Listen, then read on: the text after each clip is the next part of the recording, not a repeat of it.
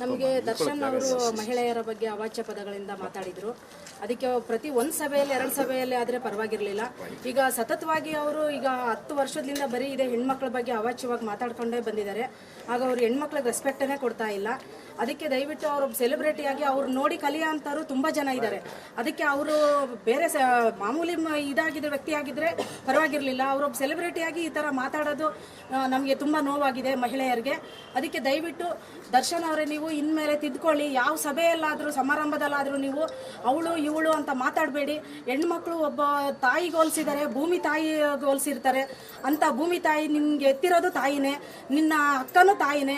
ಅವರು ಹೆಣ್ಣು ಒಂದು, ಆ ಹೆಣ್ಣು ಅನ್ನೋದು ಮರೆತುಬಿಟ್ಟು ನೀವು ಪ್ರತಿಯೊಂದು ಸಭೆಯಲ್ಲೂ ನೀವು ಅವಳು ಇವಳು ಬರ್ತಾಳೆ ಹೋಗ್ತಾಳೆ ಅದೆಲ್ಲ ನೀವು ಮಾತಾ ನೀವು ದಯವಿಟ್ಟು ತಿದ್ಕೊಳ್ಳಿ. ಇನ್ಮೇಲೆ ಈ ಥರ ನೀವು ಮಾಡಿದರೆ ನಾವು ಮುಂದಿನ ಸಭೆಯಲ್ಲಿ ನಿಮ್ಮನ್ನು ಅಬ್ಸರ್ವ್ ಮಾಡ್ತಾ ಇರ್ತಾರೆ ಪ್ರತಿಯೊಬ್ಬರು. ನೀವು ಈ ಥರ ಮಾಡಿದರೆ ನಾವು ಮುಂದೆ ಹೆಣ್ಮಕ್ಳು ಗೌರವವಾಗಿ ಹೋರಾಟ ಮಾಡ್ತೀವಿ, ನಿಮ್ಮ ಮನೆ ಮುಂದೆನೇ ಬಂದು ಕುತ್ಕೊತೀವಿ. ಅದಕ್ಕೆ ನಾವು ಈ ದಿನ ನಿಮ್ಮನ್ನು ನೀವು ಸಿಗೋದಿಲ್ಲ. ನಿಮ್ಮ ಮೇಲೆ ನಮಗೇನು ದ್ವೇಷ ಇಲ್ಲ, ಯಾಕೆಂದರೆ ನಾವು ನಿಮ್ಮ ಫ್ಯಾನ್ ಆಗಿರೋದ್ರಿಂದ ನಮಗೇನು ದ್ವೇಷ ಇಲ್ಲ.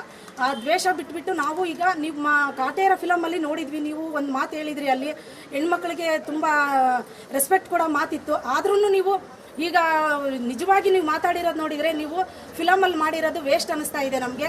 ಅದಕ್ಕೆ ದಯವಿಟ್ಟು ಇನ್ಮೇಲೆ ಆ ಥರ ಮಾತಾಡಬೇಡಿ. ಇನ್ನು ಮಾತಾಡಿದರೆ ನಾವು ಉಗ್ರ ಹೋರಾಟ ಮಾಡ್ತೀವಿ. ನೀವು ಮಹಿಳೆಯರಿಗೆ ರೆಸ್ಪೆಕ್ಟ್ ಕೊಡಿ ದಯವಿಟ್ಟು. ನಿಮಗೆ ಈಗ ನಾವು ಯಾಕೆ ನಿಮ್ಮ ಬಗ್ಗೆ ಇದು ಮಾಡಿದ್ದೀವಿ ಅಂದರೆ, ನೀವು ನಮಗೆ ದಾರಿಯಲ್ಲೆಲ್ಲ ಸಿಗೋದಿಲ್ಲ.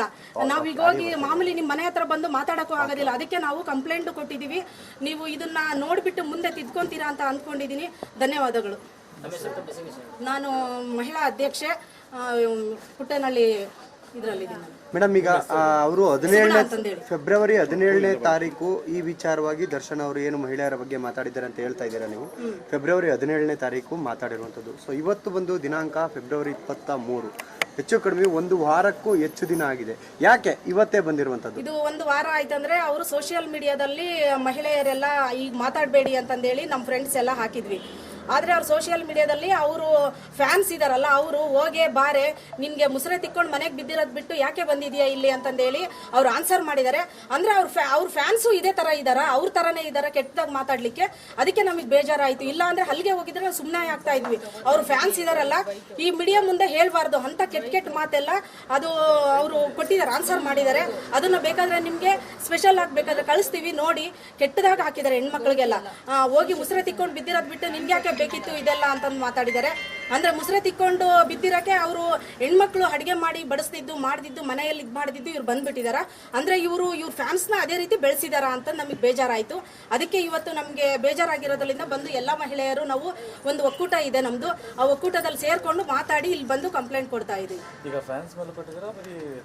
ದರ್ಶನ್ ಅವ್ರ ಮೇಲೆ ಕೊಟ್ರೆ ಫ್ಯಾನ್ಸ್ ಎಲ್ಲ ಸರಿ ಹೋಗ್ತಾರೆ ಸರ್. ಯಾಕೆಂದ್ರೆ ದರ್ಶನ್ ಅವರೇ ಕರೆಕ್ಟ್ ಮಾತಾಡಿದ್ರೆ ಅವ್ರ ಫ್ಯಾನ್ಸ್ ಸರಿಯಾಗಿ ತಿದ್ಕೊಂತಾರೆ ಸರ್ ಅವರು.